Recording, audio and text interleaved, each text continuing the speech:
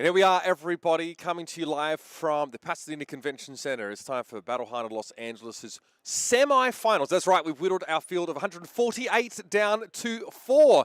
And I've got to say, I'm pretty pleased with the diversity of top 8, especially after Lexi gets culled after that quarterfinal round. Mitch Leslie here, of course, with Taylor Morrow. And I've got a banger of a matchup here. Two Californians going head-to-head here in this semi-finals. I'm really excited. It's going to be Caleb Van Patten, otherwise known as Majin Bay, representing NorCal. That's north. It's north of here. He's from Central Cal. The Sacramento area, you know, we'll count it. We'll count it. State capital and all that jazz. Of course, up against yeah. Anthony Pham, who is a OC local. Great to be back here. And look, we're two fantastic people, great players as well.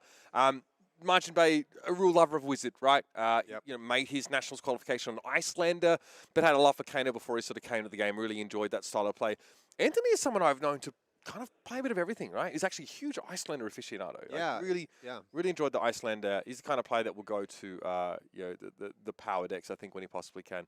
Let's not waste any time. Let's jump into this one as the players are preparing. This is obviously PTI on the line here. For either of these players, they probably have a stash of them, I think, at some point here. But yeah, great to see an all-Cali semi-final here. Of course, we have interloper Brody Spurlock on the other side in that other semi after downing Arizonan player Matthew Vore. And here we go. Well, it looks like they took no time getting started here, and oh goodness, like Majin Bay has already dealt 4 damage here and has whittled in a pretty crazy turn. That's a lot of cards. Yeah, totally. So he kind of went off there and taking Anthony down 9 health points. Okay, so we obviously saw a Aether Spindle with Crucible activation there, double Tome of Aether Wind thrown in there, and then yet another Wizard non-attack action thrown in. So, totally. Okay, pretty explosive way to start the game here. Obviously, Anthony on an arsenal, and we're going to have that premeditate coming out. I guess also, too, I have to say that the attire from these two gentlemen are from America's 2 greatest pastimes, baseball and bowling from Anthony. So okay, I wonder what Anthony's sort of. Yeah, he's got a bowling shirt vibe here, so. Very much so. You know, it's great semifinals here. Very excited for it. Also interesting that they both are having sleeves of a different powerful hero. Not the hero they are on. That's right, yes. The chain sleeves from Anthony. Majin Bay, of course, with his beloved Icelander representing here. So this is a 3-card block into the buffed Heat Seeker. Yep, making sure we don't get that Ponder token or the Heat Seeker trigger. Too good. Ah. Following up here with Falcon Wing. Yeah, maybe not what Majin Bay expected to see at that end of the chain here, but it does allow Anthony to chime in with a little bit of extra pressure on the Kano player who was holding onto a potion of deja vu. And obviously will take the damage from that Falcon Wing to deploy the said potion and bust turn. Did he forget to take his tunic right there? Or maybe not? I think it should be. No, I think that was his turn too. Yeah, okay. Yeah. Just happened so quick. Because I think what Majin Bay did was on sort of, yeah, Anthony went first, arsenaled that card. Majin Bay has his turn, the damage turn, back to Anthony. And we're good to go, so. Should be no concerns there. Yeah, I guess Anthony Pham is, like it's been pointed out in the chat, right? Like, not a lot of AB here. He really just wants to exactly. This is bash his face in. This is a race for sure here. And, you know, it's hard when, you know, Majin Bay has a energy potion in hand and another Tome of Findal. So not a ton of blocking here. And it can be pretty challenging as Kano when you're facing down hit effects, draw effects, and damage in particular. I don't know if you know this, Uber, but the way you win the game is by dealing damage. I play Dory, so I don't win. So didn't know that, but yeah, good to know. Yep. Okay, so Remorseless gets Snapdragoned here, and the Rain Razors comes out as an attack reaction as well. Extra damage here. I suppose that on-hit effect from Remorseless, sort of every time there's an action card played by the opponent on the next turn, they lose a life. Probably not super relevant here, but hey, that's a relevant effect. It's a bolt and shot with Rain Razors buff. Yep. It is. So it has go again here, threatening a reload, but we still have 2 resources floating, so it might not even need the reload. It's just damage at this point. And hopefully Majin, who, spoilers, I'm rooting for, because he lives closer to me and, you know, is a very nice dude. Got a well-groomed beard there. He hopefully he gets the win here. Definitely, yeah, adding to his strength of character as an individual, I see. Oh yeah, yeah, definitely. Anthony, someone I've played so many armories with, never paired into him. Never once paired into Anthony, but he's absolutely local for me. So I'll take the other side of the table here. Okay, great, perfect. So far, it's looking pretty good. I mean, we're definitely going to start to throw a couple of these arrows down the throat of Majin Bay. Maybe another turn of unfettered damage from Anthony before he really has to start batting the hatch here or making something happen himself. Card and Arsenal, Blazing Aether in hand, though. Ooh, Like an Aether Flare as well, perhaps? Final? Yeah. Yeah, yep. And I just saw Anthony's hand. He has a Codex of Inertia. Oh, that's a nice one. That's going to be rather upsetting for Majin here. If the card in Arsenal is one of his combo pieces, he will have to either cast it or pray he gets another one later. Taking the damage. Yep, so he could reload the Codex here if he really wanted to, but nope. Endless Arrow. We're going to put Endless Arrow in there. And he had a Voltaire activation, right? So wouldn't it be better to give Endless go again? Oh, I guess it doesn't really matter, really. The Codex can stay, so. I think he did give it go again because he has Razors, and it looks like he's going in for 6, so it does have... Was it reloaded or put in by Voltaire, though?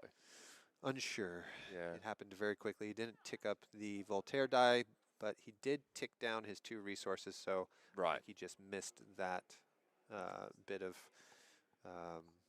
what's the word for that? Sequencing the game actions. He's yeah, took some shortcuts. Yeah, and is not particularly representing the accuracy of the board state. Right. There we go. We got there. He's representing 6 damage, and that Endless Arrow coming right back to his hand here. So this is... Yep, especially with Bullseye Bracers up, it could be 12 damage, but then you forego all Arcane Barrier. I mean, Majin Bay not blocking yet at all this turn. Not a little bit. Definitely hoping to, again, because he's got like some gas in his hand as opposed to just coming off the top of the deck, so might be hoping to make use of his turn to, like Aether Flare in there or make something happen, or at least start to chip Anthony Pham down a little further. Yeah, you tick down a resource, so let's go again from Voltaire. Thank you, Michael. Nice to see you in the chat. If he does have Wildfire, well, it would be hard to play the, I guess you could Ragamuffins it. I don't know. If he has Wildfire in Arsenal, he does kind of, maybe he can find a way to get the Aether Flare off as well and the Blazing Aether, and that would be, as I like to say, a buttload of damage. Shout out to Matt McInnes mentioning that maybe going across the country for Battle Hardened is a word for people, but you did talk some smack on SoCal on occasion, so eventually you're going to have to come down and have a tete-a-tete with this, my friend. All right. Things are happening. Pitching 5 resources for perhaps a Kano activation. And he's committed. We're going to see what happens here. Oh, it's a Aether blue. Flare as well, yeah, going into the pitch zone. So we be looking, we be digging. The nice thing is about this, hold on, he's going for it. This is actually potentially very dangerous. The potion, the potion of deja vu. Like he has the top of his deck basically set up here. Yeah. Ragamuffins had. Let's see if is he going to go Aether Flare into Tome? One of these cards is going into his hand off the Ragamuffins. I think it's setting the Blazing maybe back on top. I think and getting another blue. And now he can banish the Blazing and then the Tome. Okay. And he still has 2 resources floating here. Here comes the Tome. And then one of those is another blue from the E-Pot. And then mystery card, Scalding Rain, it looks like. And according to his deck list, I believe that's a blue Scalding Rain. Another look on top. Scalding Rain. He does run 1 red Scalding Rain, but I'm assuming it's going to be a blue here. Hang on. Hey, the booties are off. It is business time. Stormstrider's activation here for Majin Bay. He thinks he has it. That's quite something. Or at least he has enough to where he can't be killed by Anthony, or else Anthony will die. Here's a Wildfire with Crucible. So coming in for 5 damage here. Metacarpus node. Trigger Metacarpus node, so Right. 6 damage. Only can block 1, takes 5, so I mean, everything else is going to get +5. 6. Scalding Rain. Dead into Blazing. Anthony is face up here. Can't do much about this at all. Metacarpus node trigger. You better believe I'll take that one as well. 6 more damage. Yeah, make 7 that 7 here, and this is very frightening indeed. Anthony's going to have to take all of this. The Blazing Aether stands to come in for. I mean, Metacarpus node sort of activation here as well. Give me the dice, Majin Bay. Give me the dice. Yeah, let's do the math here. 33 damage total, I think, lethal. Yeah. Anthony goes to check his pad here. And he can't kill Majin here. Oh, yeah. That's it. He's got him. Unbelievable. There it is. Caleb Van Patten. It's a perfect 10 from the judges there. What a line. Incredible. Had the Wildfire in Arsenal, of course. He needed, that sort of bridge card, of course. The Scalding Rain was good enough. The 3 resources there, of course, with the triple Metacarpus node activations. That was after, of course, he put his entire pitch zone back on top of the deck. So he knew essentially what he was drawing into. Yeah. What a showing. And that sends him straight into our grand final. Awesome job, Majin Bay. Incredible, too, that he took a lot of damage to set up that Potion of Deja Vu, knowing that it was going to be a really powerful tool for him to be able to manipulate the cards he's drawing earlier than having to kind of draw into it naturally. So great heads-up play there. And what I love about Kano is the creativity that people who play Kano then exert at the game. And that was just a great example of that, finding the line, finding the right amount of damage to take Anthony out. So incredible job by Majin Bay in the finals. And again, I think the Potion Deja Vu, pretty important component of that. I think it didn't really personally start to occur. Wait a minute. Did we Was do he it not? wrong? Was he short on damage? I think he is short on Oh, 1. for God. Tick down your life totals, people. Oh, I've done it again to him. That's the second time we've done that to Majin Bay. Yeah, it wasn't. Yeah, okay. So we saw. we saw what, 5 damage, then 7, then the Blazing. I mean, that's just maths. I can't believe I've done it to him again. Oh. So Endless is lethal. Yeah. Shoots Endless. He can't block it. Lives at 1 life. Bullseye bracers because it goes this. Yeah. Wow, talk about skipping steps. Yeah. Okay.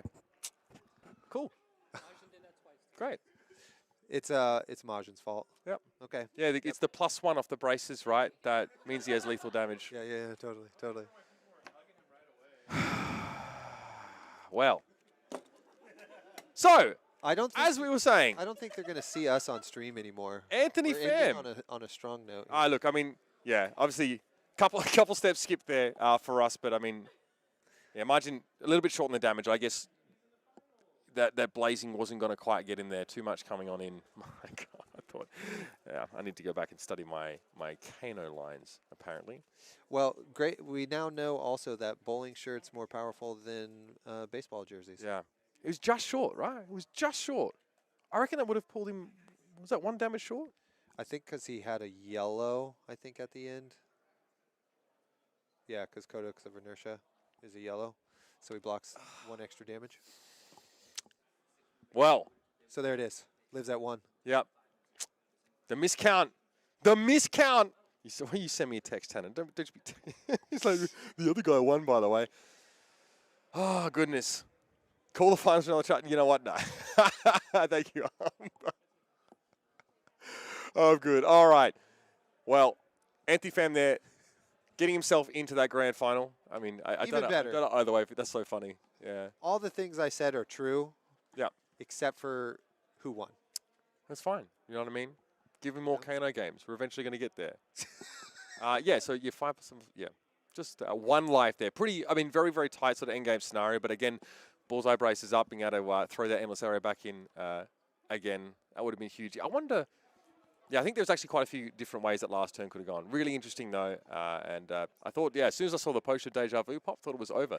But that means we have at least 1 Lexi in our finals here. Kano not quite able to get there, which is Obviously, a huge shame. We have quite a few Kano players turn up here that maybe sort of didn't quite make him top 8. Kai, I think, bubbled out there a little bit. Yep. Pete Budenzik, I think, had a bit of a rough time between his second round and his 7th, so didn't quite get there. But yeah, I mean, I'm very curious now to see if we get like a Lexi in the final, really technical kind of matchup, or if our Katsu, remember, you know, we thought it might have been a win and in for our Katsu player. He lost. He's still able to get in. I think it's 6-2.